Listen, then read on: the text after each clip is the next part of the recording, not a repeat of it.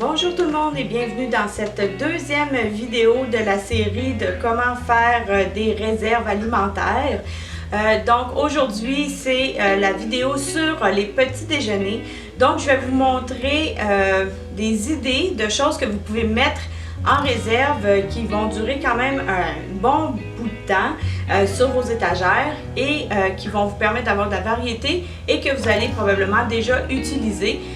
Donc je vous donne des idées, des trucs aussi pour substituer des éléments frais.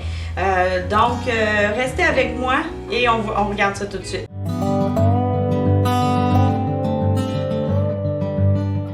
Donc voici un premier tour de table de choses que je vais vous montrer. Donc on va commencer tout de suite à gauche. Donc à gauche ici j'ai mis tout ce qui était breuvage pour le petit déjeuner.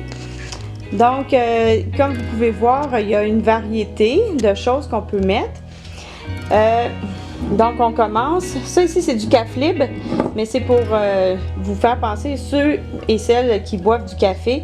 À ce moment-là, du café soluble, c'est facile à conserver et ça peut rester longtemps. Et donc le café pour ceux que ça intéresse ou une boisson alternative comme celle-là. Ensuite les mix de chocolat chaud pour ceux qui aiment ce genre de breuvage. Des jus. Et là, ce qu'on va faire, c'est qu'on va prendre des jus UHT, donc qui se conservent sur tablette. Donc, c'est sûr que les jus d'orange frais, ça goûte super bon, puis les autres jus, mais ça se conserve pas. Donc, on va prendre des jus, UHT qui se conservent sur tablette. Ensuite, c'est la même chose pour le lait. Chez nous, c'est du lait d'amande à cause d'allergie, mais il existe aussi du lait UHT de vache, donc qui se conserve super longtemps. Donc, on peut prendre ce genre de lait-là pour remplacer notre lait froid. Ou encore aussi, j'en ai pas parce que le genre de lait qu'on boit, ça n'existe pas en poudre. Mais si vous êtes avec du lait de vache, il y a aussi les cannes de lait évaporé que vous pouvez utiliser ou encore le lait en poudre. Donc, il y a 3 alternatives au niveau du lait de vache pour avoir du lait malgré le fait que ce ne soit pas au frais. Donc, voilà. Les fameux sirops pour agrémenter le lait pour les enfants ou même mon mari, moi, il aime beaucoup ça, donc même pour les grands enfants. Si vous buvez du thé ou des tisanes, ça aussi, d'en avoir une variété, ça périme pas. Donc, vous pouvez penser à mettre ça de côté en réserve pour vos petits déjeuners. Ensuite, on va passer aux protéines. Donc, c'est sûr que c'est bien du frais, mais quand c'est pas possible, qu'est-ce qu'on peut prendre en substitution? Donc, d'abord, il y a des miettes de bacon comme ça qui se conservent plusieurs mois sur tablette tant qu'ils sont pas ouverts, qu'on peut trouver. Donc, ça peut être une belle alternative quand on aime le bacon et qu'on n'a rien d'autre pour manger. Donc, des miettes de bacon. Il y a aussi nos fameuses fèves au lard qu'on peut mettre en réserve. Ensuite, ceux qui aiment les saucisses au petit déjeuner, il existe des saucisses en conserve comme ça qu'on peut faire dorer à la poêle. C'est pas des saucisses déjeuner, mais par contre, ceux qui aiment avoir des saucisses, c'est une alternative. Et ça coûte vraiment pas cher. La canne, elle est en bas d'1 $. Ceux qui aiment avoir du jambon pour déjeuner, ça, c'est une alternative aussi. C'est vraiment, ça goûte le jambon. On les a essayés, c'est quand même vraiment bon. Puis on peut les faire poêler aussi si vous aimez ça. Et pour les œufs, il existe des œufs en poudre. Donc, on peut les faire soi-même. Ça, c'est un autre sujet. Mais il y a des œufs en poudre qu'on peut acheter, déjà tout fait. On peut les trouver en ligne parce qu'on ne les trouve pas malheureusement ici en magasin au Québec. Donc, on les achète en ligne ou on peut les faire soi-même. Donc, c'est vraiment des œufs entiers qui sont déshydratés. Ils ne sont pas cuits. Donc, ce que ça fait, c'est qu'on peut les mélanger avec de l'eau et les faire cuire, ça devient comme une omelette. Ou encore, on peut les mettre dans des mélanges pour faire des gâteaux, des muffins, des pancakes, tout ce qui demande des œufs. En cuisine, on peut les utiliser. Donc, d'avoir des œufs en poudre, c'est super pratique. Et puis, c'est sûr que ça change un petit peu le goût au niveau de un petit peu au niveau de la texture. Pas vraiment, un petit peu le goût, mais c'est vraiment pas mauvais. Ensuite, on va passer aux céréales, à tout ce qui est céréales. Donc, c'est sûr qu'ici, j'aurais pu mettre des céréales en boîte parce que ça se conserve quand même assez bien. Mais c'est pas quelque chose que nous, on mange. Donc, j'ai pas mis ça. Mais par contre, si vous êtes des personnes qui mangent des céréales en boîte le matin, libre à vous d'en mettre. Moi, je vous montre les alternatives. Le gruau. Donc, vous pouvez le prendre en gros paquet comme ça. Ou encore, vous pouvez le prendre aussi en paquet instantané. Chez nous, c'est ce qu'on préfère, donc du gruau.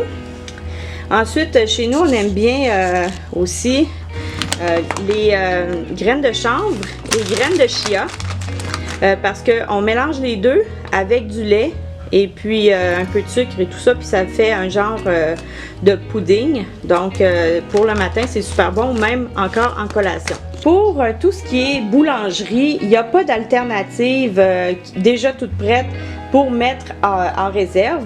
C'est sûr qu'on peut en mettre dans un congélateur, mais si notre congélateur vient à lâcher parce qu'on n'a plus d'électricité ou quoi que ce soit, bien à ce moment-là, on va perdre notre boulangerie. Et ça prend une quantité assez phénoménale, ça prend une grosse place pour pouvoir ranger tout ça. Donc, la seule alternative, c'est d'avoir les ingrédients pour le faire soi-même, pour faire notre boulangerie soi-même. Donc, d'avoir des grosses quantités de farine, de la poudre à pâte pour faire, par exemple, des muffins ou des pancakes ou des gâteaux même, et de la levure pour pouvoir faire nos pains. Si vous voulez une recette de pain super facile, j'en ai une qui prend vraiment pas de temps. Je vous la mets en barre de description en bas. Donc, vous pouvez aller voir cette vidéo-là. Ça vous montre comment faire du pain avec seulement 4 ingrédients. C'est super facile. Il n'y a pas besoin d'être un expert là-dedans. Donc, vous pouvez aller voir cette vidéo-là pour savoir comment faire du pain pour vous-même. Et pensez aussi aux personnes qui ont des intolérances ou des allergies. Stocker ce qu'ils ont l'habitude de manger. Comme par exemple, une de mes filles ne peut pas avoir de grains. Donc, à ce moment-là, on y va avec de la farine d'amande. Donc, je stocke de la farine d'amande pour pouvoir lui faire des pains de type cétogène ou paléo. Ensuite, nos tartinades. Donc, on a parlé tantôt de faire son pain, donc, ou des muffins ou autre chose. Donc, si on veut étaler quelque chose dessus, ben il y a toutes sortes d'alternatives. Encore là, je vous ai juste montré ce que nous, on utilise dans notre famille, mais je sais qu'il existe encore beaucoup d'autres sortes. Donc, c'est à vous de choisir ce que vous voulez manger. Mais le fameux beurre d'arachide, je pense que ça, pas mal tout le monde a ça chez eux. De la Nutella, des confitures. Il y a quand même plusieurs alternatives. Je sais qu'il y en a qui aiment le miel. On peut l'avoir, de la mélasse. Je vais vous montrer ça aussi avec les sucrants, mais il y a d'autres, tout ce qui est tartinade, tout ce que vous aimez tartiner sur votre pain le matin. Ensuite, on va avec les sucrants, donc tout ce qui est sucre. Donc, du sucre blanc, mais on peut prendre aussi de la cassonade. Je sais qu'il y en a qui aiment ça, manger ça sur, par exemple, du pain doré. Donc, on va utiliser du sucre. De la mélasse, comme je disais tantôt. Il y en a qui vont utiliser ça pour mettre sur leurs crêpes ou sur leur toast. Du sirop d'érable, si on se fait des crêpes ou quoi que ce soit. Ou le miel. Donc, il y a toutes sortes de sucrants. Si vous êtes plus du type sucre dérivés ou sucre alternatif, comme par exemple le fruit des moines, l'érythritol, c'est aussi dans les alternatives que vous pouvez prendre. Donc, regardez ce que vous avez l'habitude d'utiliser pour sucrer vos choses le matin, puis on les met en réserve. Pour remplacer les fruits frais, on peut y aller avec plusieurs alternatives. Donc, on peut y aller avec des fruits en conserve, comme ça, dans du sirop. On peut y aller avec des fruits séchés. Il y a même des bananes séchées qu'on peut trouver. Donc, si vous avez l'habitude de manger des bananes, vous pouvez les prendre en format séché. Donc, à ce moment-là, il y a une variété de fruits séchés qu'on peut prendre. Donc, il n'y a pas de souci face à la variété.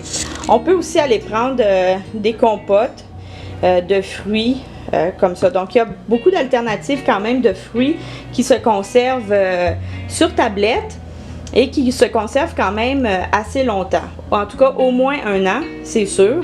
Donc, on a le temps de faire la rotation et on est sûr d'en avoir tout le temps. Les fruits séchés, on peut les mettre aussi dans des pancakes, dans des muffins, dans des pains déjeuner. Donc, il y a toutes sortes de façons de les utiliser aussi. Et ça fait une bonne collation également. Ensuite, du cacao. Le cacao, je l'ai mis à part parce qu'il peut rentrer dans plusieurs catégories. Au lieu de prendre des sirops de chocolat, des poudres de chocolat chaud, pour aromatiser notre lait, on peut y aller directement avec du cacao. Donc, on peut avoir un seul ingrédient qui va servir à plusieurs utilités. Et il peut aussi servir à faire des muffins ou des gâteaux ou dans le fond, des puddings avec le chia. Donc, le cacao, si c'est quelque chose que vous aimez beaucoup, le chocolat, pensez à avoir du cacao. Ça va vous servir pour vos petits déjeuners. Donc, voilà, c'était un échantillon, dans le fond, d'idées que je vous propose pour mettre en réserve. Comme vous pouvez voir, il y a quand même beaucoup de stock qu'on peut mettre pour avoir vraiment beaucoup de variétés. Donc, même si on devait être dans une catastrophe ou dans une situation précaire, à ce moment-là, on n'est pas obligé de manger du griot tous les jours si on a mis une variété en réserve. Également, il y a beaucoup d'ingrédients que je vous ai montrés qui vont servir autrement que pour le petit déjeuner, comme par exemple la farine, les sucrants, les grains ou les protéines peuvent servir aussi pour faire d'autres recettes pour d'autres repas, mais ils peuvent servir aussi pour le petit déjeuner. Donc, je vous les ai mis. Ça se peut que dans les prochaines vidéos, vous voyez certains ingrédients qui vont revenir parce que c'est des ingrédients que je dirais plus généraux qui servent à beaucoup d'utilité. Mais ça vous donne une idée un petit peu aussi de comment construire vos petits déjeuners. L'idéal, c'est de vous faire un menu pour voir comment vous pouvez mettre vos petits déjeuners, qu'est-ce que vous pourriez faire comme idée de petit déjeuner, puis après ça, ça va vous donner une idée des quantités à mettre en réserve pour atteindre votre 3 mois. Donc, c'était ce que je voulais vous présenter pour le petit déjeuner. C'est simple, c'est facile à faire. Je suis sûre que vous avez déjà beaucoup de ces ingrédients-là dans votre garde-manger. Il suffit juste d'en acheter en quantité plus importante pour avoir un stock alimentaire. Donc, ne manquez pas la prochaine vidéo qui va être sur les dîners, donc des idées de dîner avec certaines idées de repas que vous pouvez faire pour vous dépanner avec vos réserves. Donc, n'hésitez pas, si vous avez aimé cette vidéo, à me faire un pouce bleu, à vous abonner à ma chaîne si ce n'est pas déjà fait. N'hésitez pas aussi à partager la vidéo avec vos amis, vos connaissances qui pourraient peut-être en bénéficier. Et on se revoit dans la prochaine vidéo.